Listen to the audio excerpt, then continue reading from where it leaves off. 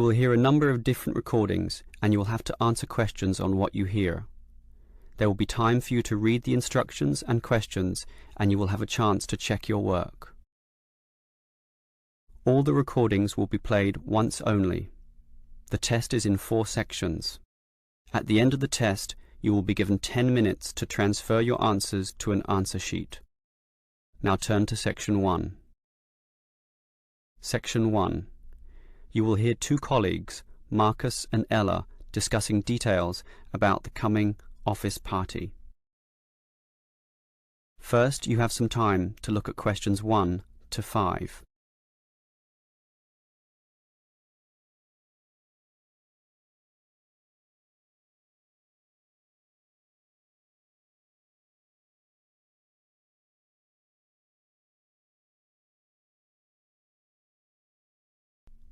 Now we shall begin. You should answer the questions as you listen, because you will not hear the recording a second time. Listen carefully and answer questions 1 to 5. Okay, Ella. As you know, you and I have to make the big decision about in which restaurant we are going to hold our office celebration. Well, we're celebrating 20 years of operation, so I think it has to be a good restaurant. Something which will really impress people and make them think better of the company.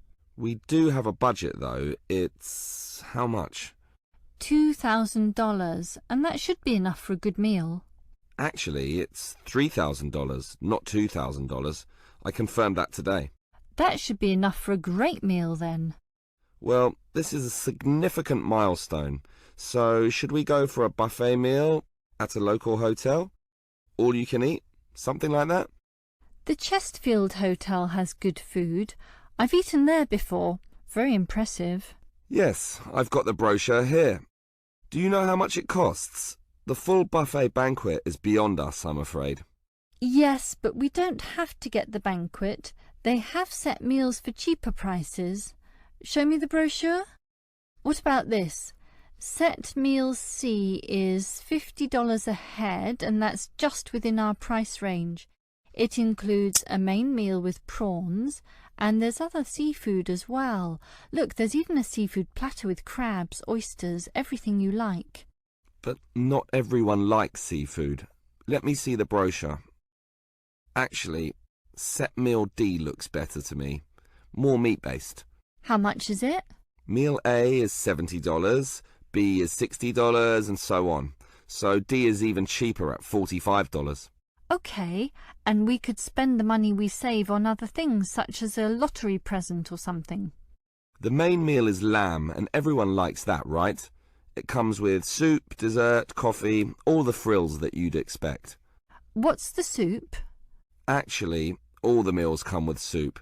Meal A is lobster soup, B is prawn, C is clam, but ours is chicken. Ah, I like that. Chicken is simple but tasty.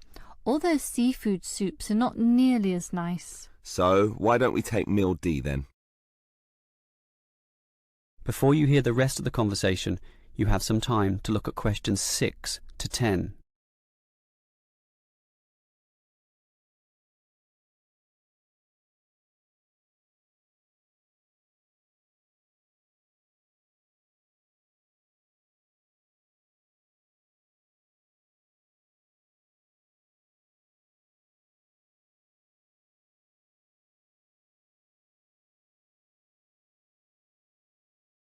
Now listen and answer questions 6 to 10. All right, we've picked the restaurant and meal for this celebration, so that just leaves the time and date to be decided. We need to do it soon. This month is the 20th anniversary, so what about the 14th? 14th? But wouldn't it be better to do it after the end of quarter reports are handed in? That way everyone will feel more relaxed. That's the 18th, after the middle of the month. Good thinking. That's why you're the office manager and I'm not. And that leaves the starting time. After work, but not too late, right? Well, any time is fine, I should think. 7 p.m, 7:30, 8 p.m. Does it really matter? Not too late, though. 8 p.m. is too late. 7 p.m. might be too early for those submitting the end-of-day accounts. Split the difference then, take the middle time. That will please everyone. Sounds fine by me. Let's do that then. Now, that leaves the minor details, you know, about clothes and what to bring and... Clothes? Isn't this an informal event? Yes, but it is an anniversary and we don't want people in jeans and jogging shoes. We don't necessarily want formal dress either. I agree. Formal is too, well, formal. Smart casual is better. Let's just say smart casual, okay? Okay, and should we allow smoking? Isn't that the hotel's decision? Do they allow smoking? They do, in designated areas, well away from the eating tables. Personally, I hate smoking and would like to ban it completely from this function, but to be reasonable, I think we can just follow the hotel's policy. If they allow it, so can we. Okay, that sounds fine. That just leaves... Whether the guests should bring anything with them? I think it would be a nice idea if everyone bought a... Let me guess, a card, right? A getting to know you card. No, a present, a small present, of course, to be put into a large box, and then everyone can reach inside and pull out something. A lucky dip. That should be a good laugh, don't you think? Great idea. That is the end of section 1. You now have half a minute to check your answers.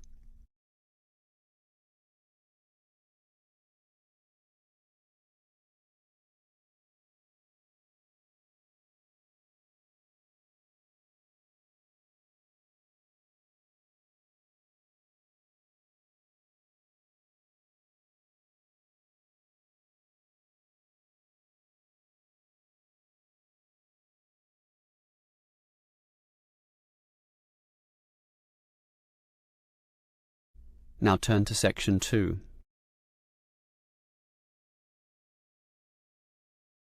Section 2. You will hear a construction worker and university officer discussing the effects of some new construction on the university premises. First, you have some time to look at questions 11 to 15.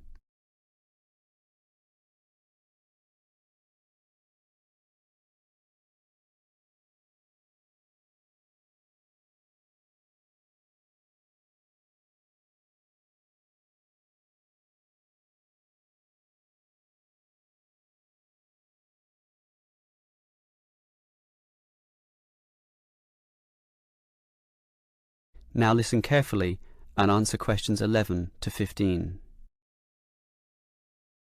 Hello, Helen, is it? Yes, that's right.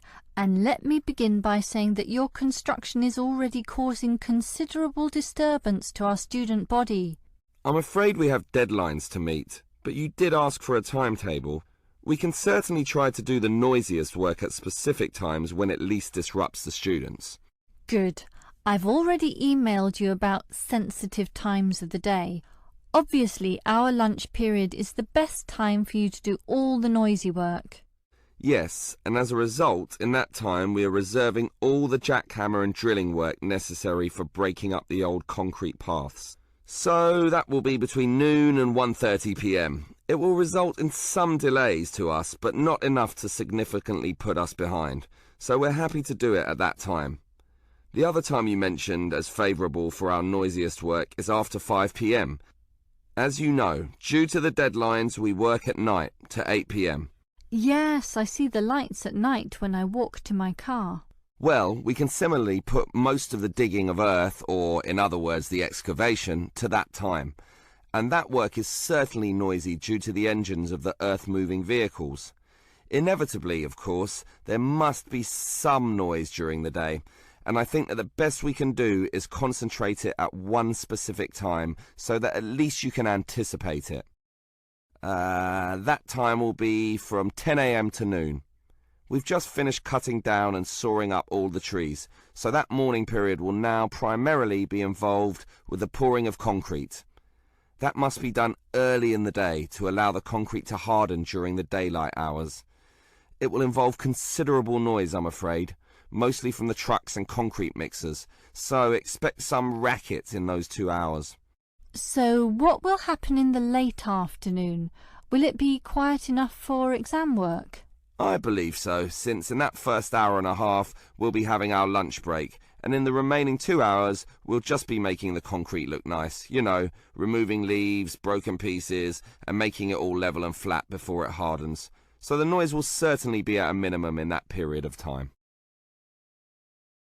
Before you hear the rest of the talk, you have some time to look at questions 16 to 20.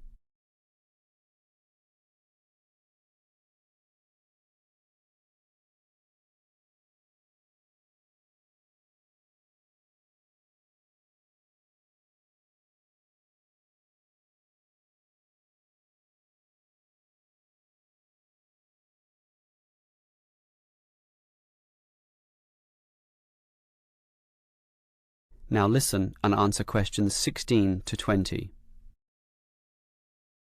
Well, it's good to know this construction activity won't disturb us too much, and I trust it's all worth it. Perhaps you can tell me how this new plaza will look when it's all finished. Can you give me some idea of the final appearance? Oh, it's going to look very nice. For a start, right now we've just got concrete paths, and as you can see, we're breaking that up and removing it, and soon we'll be laying polished stone. Really? Stone? And polished too? Yes, it will look very good, nice and shiny, giving a touch of class. The university is certainly spending some money on this. I guess it will be the showcase plaza, especially with a fountain as well in the front corner. And there'll be shops too at the back in that other corner area.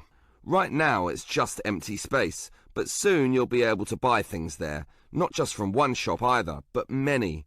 I suppose that will help the university draw some income as well. And see that long narrow part on the left-hand side? We had planned to put seating there, but we soon realised that wasn't such a good idea. We thought about a coffee shop, but finally decided that it would be better to have a garden, since there's so much natural sunlight around that area, so that's what we're doing. It should look very nice indeed, particularly when it grows a bit. And after some thought, it was decided to put the seating in the centre of the plaza, since being right in the middle allows everyone to be seen, and everyone to see everything, creating a very fun atmosphere. Along those same lines, that is, in order to create a better atmosphere, we're changing the facade of the buildings facing into the plaza. Right now there's nothing there, just walls without any ornamentation. We thought that we could either paint them with interesting pictures, perhaps with modern art or that sort of thing, but then decided to simply hang plants there, in keeping with the natural look of the place. Well, keep up the good work. I'm sure it's going to look wonderful when it's all finished. That is the end of section 2. You now have half a minute to check your answers.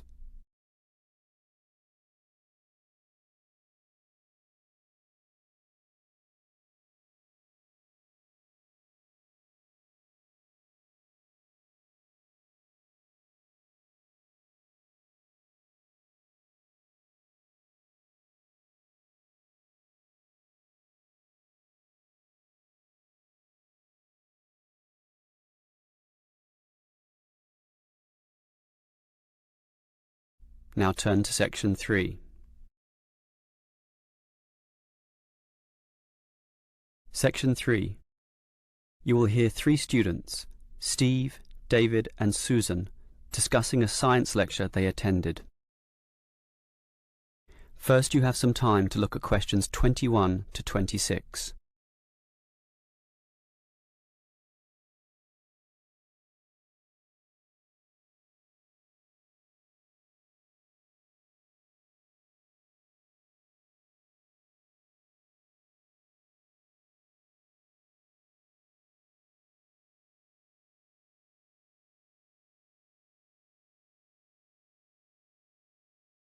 Now listen carefully and answer questions 21 to 26. What did you think about the lecture, David? I thought it was rather interesting. I liked the way it examined the personalities as well as the achievements of the 3 great physicists of history. It was also interesting in the way it highlighted that all of them had traits in common, despite being removed by centuries. What did you think, Stephen? I thought, for their times, all 3 scientists were quite revolutionary. Also, I found it quite funny how Galileo, the Italian physicist, in his great work, what was it called? It's usually abbreviated to two systems. Yeah, in the two systems. It isn't really science in the conventional sense at all because it's so funny. How can science have characters, one of them with the name Simplicio? I think, though, that it stands as significant in that it was the first major work in which authority was challenged. Before that, the church and the state and royalty all held absolute authority over the thinking of the times, but Galileo was brave enough to challenge this by putting forward scientific truth. It simply started everything. I agree with you there, and it was important, and I don't wish to underestimate that at all. But Galileo's works were somewhat scattered. He couldn't fuse all the ideas together.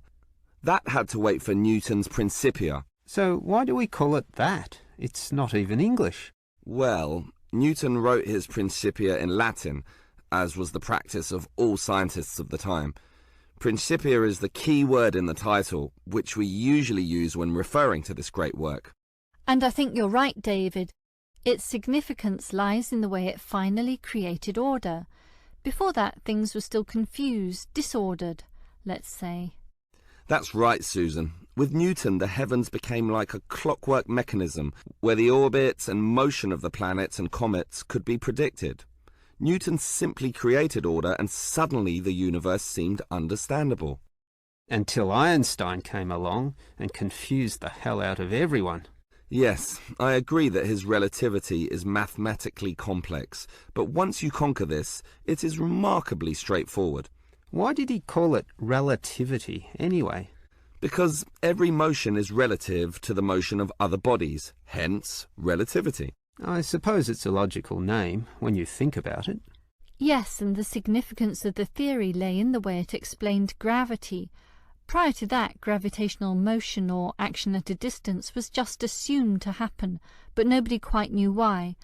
Einstein was successful in providing a theory which explained this, and that theory has lasted to the present day. That makes it quite an accomplishment. I think we'd have to agree that all three scientists accomplished much in their own way. Before you hear the rest of the conversation, you have some time to look at questions 27 to 30.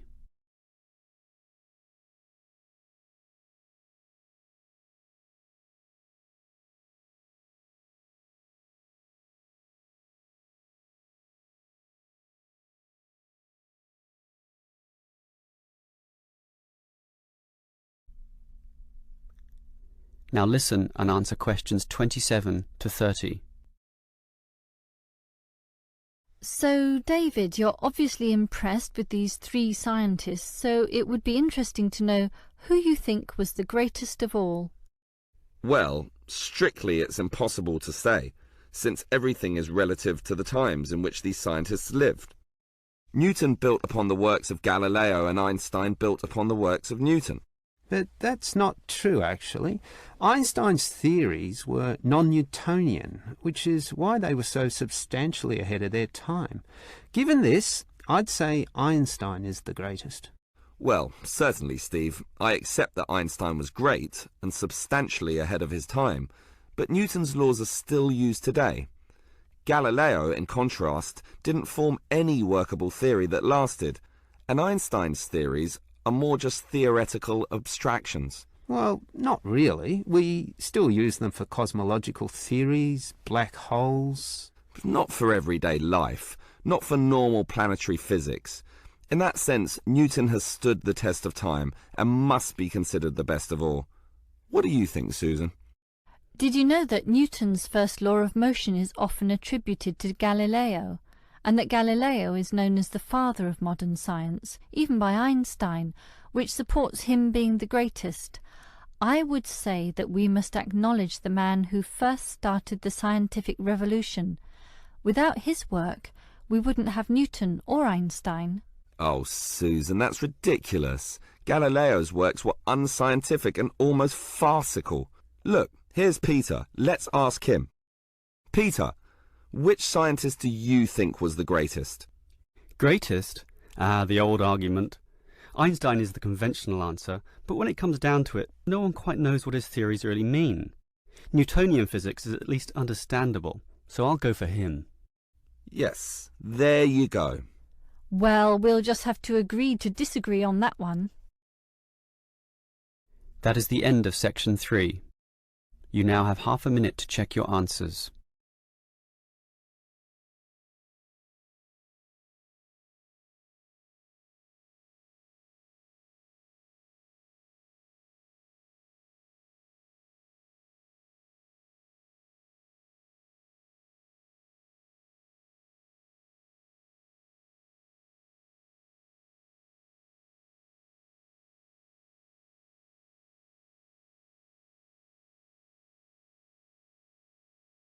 Now turn to section 4.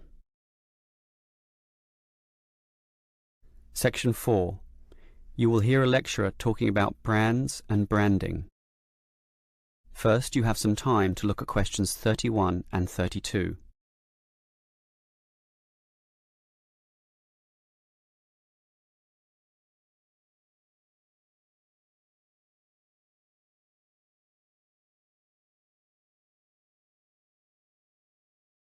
Now listen carefully and answer questions 31 and 32. In the Wild West, without fences or defined ownership of land, one man's cattle could easily be mixed up with another. Hence, cattle were branded. That is, a sign was scarred onto their skin using a hot iron brand. Well, we still use the word today, but in a more general sense. Putting it simply, a brand is a name, term, design or symbol which identifies one's seller's goods from another. The car model might be called an Echo, but the brand is Toyota, complete with a Toyota symbol. People will trust brands, leading them to buy other products of the same brand. Then it has achieved brand recognition, which is a very good thing to have. Similarly, perhaps your clothes are Gucci, your jeans are Calvin Klein, your medicine is Procter & Gamble, and your cheesecake is the pleasantly termed Sara Lee. And that's the way you like it. Actually, all those previous brand names show you one way to coin the name of your brand. Just name your company and its products after yourself. This is known as using founders' names, which is all right if your name is catchy and cadent, such as, well, Calvin Klein, but there are many other ways as well. Before you hear the next part of the lecture, you have some time to look at questions 33 to 35.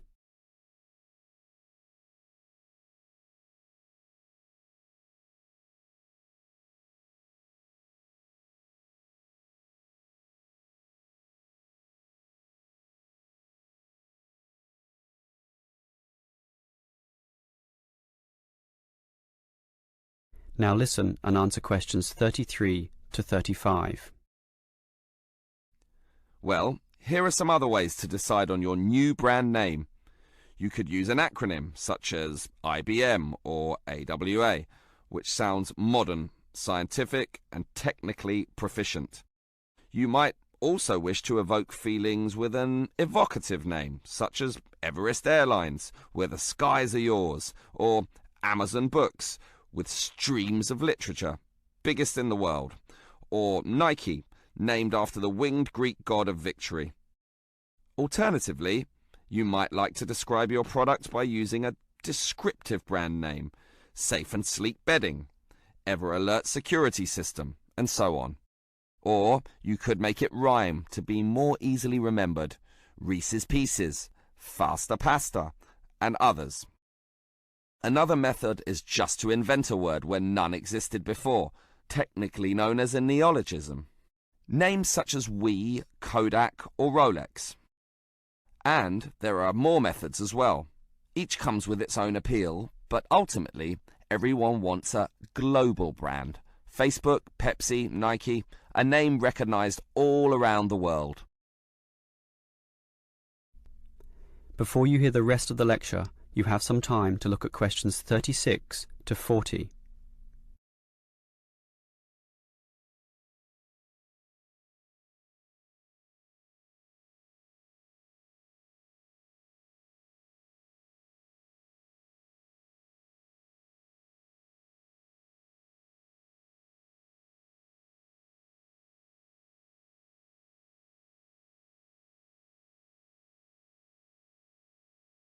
Now listen and answer questions 36 to 40.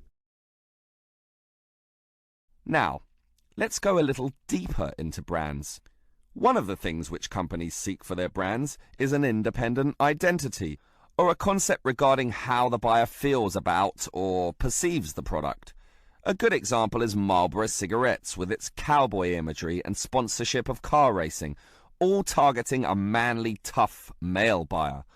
In other words, the images, commercials, logos, sponsorship and product packaging are all carefully designed to cultivate a single identity which resonates, in theory, with the target market.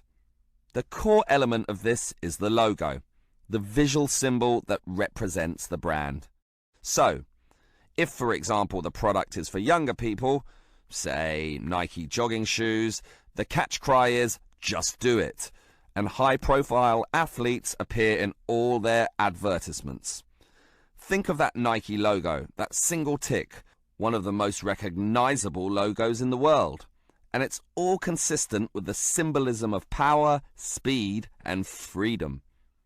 On the other hand, if you are targeting a richer, more mature, and male buyer, say with Rolex watches, the brand image might be one of solidity, sophistication, reliability, and the Rolex logo, a crown, that sign of royalty, of might and power, top of the heap, similarly puts forward this image. If we are targeting the younger teenage market, say with Calvin Klein jeans, the brand image is one of sexiness, rebellion, and freedom from conventions.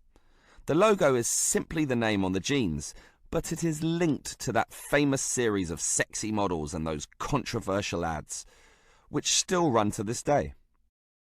This is all big science now, collectively known as brand management. It's complicated, but when done well, can result in millions of dollars in extra sales. That is the end of section 4.